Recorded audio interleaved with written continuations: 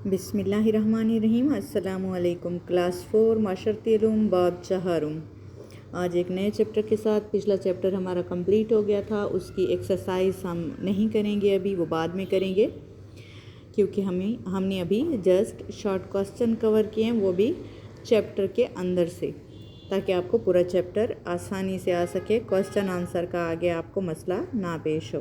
अगर आप चैनल पे नए हैं तो चैनल को सब्सक्राइब करें, लाइक करें और शेयर करें, और इस लेक्चर को मिस नहीं करना। ये बहुत इम्पोर्टेंट है आप लोगों के लिए, क्योंकि इसमें बहुत ही इंटरेस्टिंग चीज़ें हम लोग डिस्कस करेंगे और ये काफ़ी इंटरेस्टिंग चैप्टर है। वैसे लोगों को जो तारीख़ है, हिस्ट्री है, वो बहुत बुरी लगती है, लेकिन हम इसको बड़े ज़बरदस्त अंदाज में करेंगे, मिसालों के साथ समझाएंगे तो आपको कभी भी नहीं भूलेगा। चलते हैं अपने टॉपिक की तरफ। आज का जो हमारा लेसन है वो उसका नाम है जी तारीख़। तारीख़ क्या होता है भाई? आप लोग लिखते हो 1 2 3 4 5 मंथ की तारीख़ें लिखते हो ना, ये वो वाली तारीख़ नहीं है, ठीक है। वैसे जब यही तारीख़ें माजी का हिस्सा बन जाएं, यानी गुज़र जाएं, यही जो महीने के दिन हैं, सालों के दिन हैं, ये गुज़र जाएं तो क्या बन जाती हैं हमारे लिए? तारीख़ बन जाते हैं, हिस्ट्री बन जाते हैं, ठीक है। वो एक तारीख़ है डिजिट की, ये तारीख़ होती है। किस्से कहानियाँ बताए जाते हैं इसमें, लोगों का रहना सहना बताया जाता है कि ये पुराना गुज़रा हुआ वाक़या है, ठीक है, उसको तारीख़ बोलते हैं। चलते हैं जी, पढ़ते हैं। तारीख़ क्या है? तारीख़ हिस्ट्री से मुराद वो इल्म है जो माजी के हालात और वाक़यात का सिलसिलेवार रिकॉर्ड पेश करता है। अब समझ आई? रिकॉर्ड क्या होता है? रिकॉर्ड होता है कि लिखी हुई तहरीर, या जैसे अब हम पुराने ज़माने की फ़िल्में देखते हैं, वो भी हमारी तारीख़ का हिस्सा हैं, ठीक है। वो लिखी हुई नहीं है, लेकिन एक रिकॉर्ड की शक्ल में हमारे पास मौजूद हैं। ज़रूरी नहीं है कि रिकॉर्ड सिर्फ लिखा हुआ ही हो, कई तरीक़ों से हमारे पास रिकॉर्ड महफूज हो सकता है। यानी कि जो पिछली बात, पिछला हालात और वाक़यात जो गुज़र चुके हैं, उनका रिकॉर्ड क्या है? तारीख़ कहलाता है। सबसे पहला हमारा सवाल, तारीख़ क्या है? तारीख़ से मुराद माजी के हालात का रिकॉर्ड, ठीक है। तारीख़ से मुराद माजी के हालात का रिकॉर्ड पेश करना है, या माजी के हालात का रिकॉर्ड तारीख़ कहलाता है। समझ आ गई आप लोगों को? या माजी का ज़ख़ीरा शुदा इल्म तारीख़ कहलाता है। अगर ज़ख़ीरा शुदा भी मुश्किल लगता है तो इस तरह लिखें कि माजी के हालात और वाक़यात का इल्म तारीख़ कहलाता है। समझ आ गई? 3 डेफिनेशंस मैंने बता दी हैं, जो आपको इजी लगे वो आप कर लें। आगे, तारीख़ की अहमियत। भाई इम्पोर्टेंट क्यों है? मैंने अहमियत आपको बताया था कि अहमियत का मतलब होता है, आपको अक्सर जब क्वेश्चन आया होता है आंसर में, इसकी फ़लाँ चीज़ की अहमियत लिखें तो बच्चे कंफ्यूज हो जाते हैं, उन्हें अहमियत का पता ही नहीं होता। भाई मैंने बताया हुआ है, अहमियत कहते हैं फ़ायदे को। इसके फ़ायदे क्या हैं? तारीख़ को अगर हम याद रखें तो इसके फ़ायदे क्या हैं? क्यों याद रखी जानी चाहिए? ये क्यों ज़रूरी है? तारीख़ हमें ये समझने में मदद करती है कि माजी में होने वाले वाक़यात ने चीज़ों को आज की तरह कैसे बनाया, ठीक है। माजी से सबक हासिल करने के साथ हम ना सिर्फ अपने बारे में सीखते हैं, बल्कि गलतियों से बचने और मुआशरों के लिए बेहतर रास्ते बनाने की सलाहियत भी पैदा करते हैं।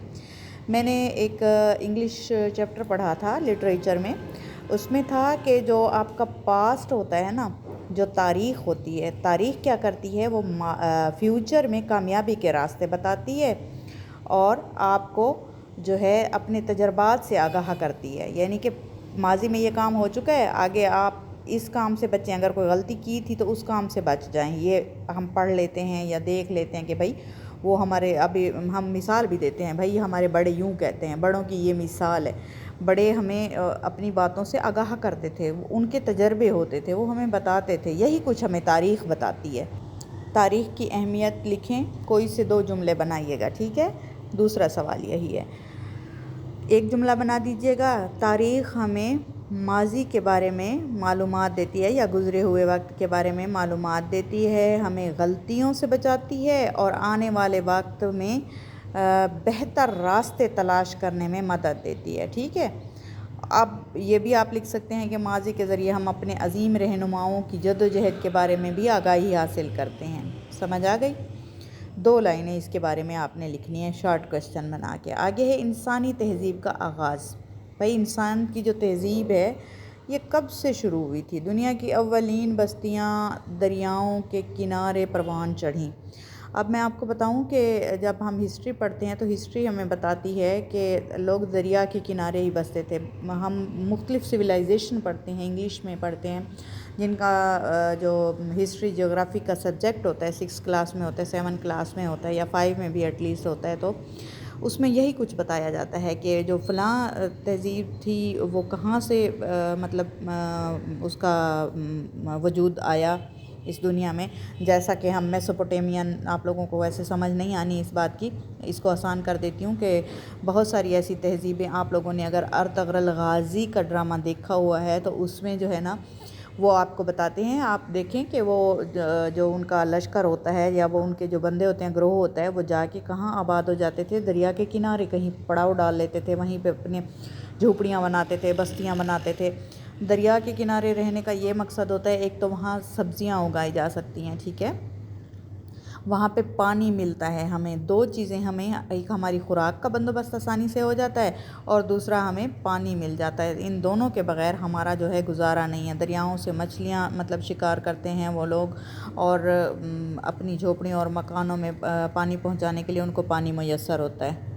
تو انسانی تہذیبوں کا جو دور ہے یہاں سے شروع ہوتا تھا، ٹھیک ہے، دریاؤں کے کنارے وہ بسنا شروع ہو جاتے تھے، وہاں مستقل گھر بناتے تھے، کھیتی باڑی کرتے تھے، اور باقی چیزیں بھی وہ دریاؤں کے کنارے رہ کے بھی، لائک جس طرح سے انہوں نے اگر کوئی اوزار بنانے ہیں یا کچھ بھی ہے تو زندگی کے جدید طریقے سیکھ جاتے تھے وہ یہاں رہ کے۔ تو اس میں سے کوئی آپ نے کویسچن نہیں بنانا، یہ صرف آپ کو سمجھانے کے لیے۔ اب یہ جو اگلا کویسچن آپ نے بنانا ہے کہ وہ یہ ہے کہ 3 ابتدائی تہذیبوں کے نام لکھیں، ٹھیک ہے۔ کویسچن نمبر 3 ہے آپ کا کہ انسانی تہذیبوں میں کئی تہذیبوں کا ذکر ملتا ہے، مختلف اوقات میں مختلف جگہوں پر پروان چڑھیں جو، ٹھیک ہے۔ ان میں مصری تہذیب، میسوپوٹیمیا اور وادی سندھ کی تہذیبیں نمایاں تھیں۔ 3 تہذیبوں کے آپ نے نام لکھنے ہیں، مصری تہذیب، میسوپوٹیمیا اور وادی سندھ کی۔ اب ہم اس کو ڈیٹیل میں نہیں جائیں گے کیونکہ یہ ہمارے ٹاپک سے ریلیونٹ نہیں ہے، ہم آگے چلتے ہیں۔ وادی سندھ کے بارے میں ہم لوگ پڑھیں گے کیونکہ وادی سندھ کا تعلق ہمارے ملک سے ہے، تو اس لیے اس کو پڑھنا بہت ضروری ہے، آپ لوگوں کو سمجھ آنی چاہیے وادی سندھ کیا ہے۔ بھائی یہ وادی سندھ 2500 سال قبل مسیحی دریائے سندھ کے قرب جوار میں پروان چڑھی، یعنی کہ یہ دریائے سندھ کے ارد گرد جو تہذیب ہے پروان چڑھی، اور 2500 سال قبل مسیح کہتے ہیں عیسیٰ علیہ السلام سے پہلے 25 سال، ان کے آنے سے بھی 2500 سال پہلے کی بات ہے کہ یہ کہاں پہ دریائے سندھ کے قرب و جوار میں پروان چڑھی، ٹھیک ہے۔ اب یہ پاکستان میں موجود ہے، علاقہ اس کا کچھ بھارت میں اور افغانستان پر مشتمل تھا۔ تو اب اس کے جو ہم پڑھنے والا اس میں سے جو آپ نے کویسچن بنانا ہے کہ وادی سندھ کی تہذیب کے کوئی سے 2 بڑے شہروں کے نام بتائیں، ٹھیک ہے۔ ہم کیا بتائیں گے؟ سندھ کی تہذیب کے 2 بڑے شہروں ہڑپا اور موہنجو-دڑو تھے، ٹھیک ہے۔ ان میں 100 سے زیادہ چھوٹے قصبے اور دیہات تھے، ہڑپا اور موہنجو-دڑو۔ ابھی بھی آپ لوگ جائیں دیکھ کے آئیں تو بتا رہے ہوتے ہیں آئے دن کہ بھائی ہڑپا میں پرانے زمانے کی یہ چیزیں نکلی ہیں، موہنجو-دڑو میں یہ تہذیب مطلب جو چیزیں نکل رہی ہوتی ہیں وہ بتا رہی ہوتی ہیں کہ یہاں کے لوگ کیسے تھے، ان کی تہذیب کیسی تھی، کس طرح رہتے تھے، کیا چیزیں یوز کرتے تھے، یہ وہ تاریخ بتا رہی تھی، ٹھیک ہے۔ ماضی کے یہ واقعات ہیں نا کہ وہ کس طرح سے رہتے تھے، کس طرح کیا کرتے تھے، ان کا اوڑھنا بچھونا کیا تھا، کھاتے کیا تھے، کس چیز مطلب ان کا جو سسٹم تھا وہ کس طرح چلا کرتا تھا، یہ تاریخ بتا رہی تھی سب کچھ۔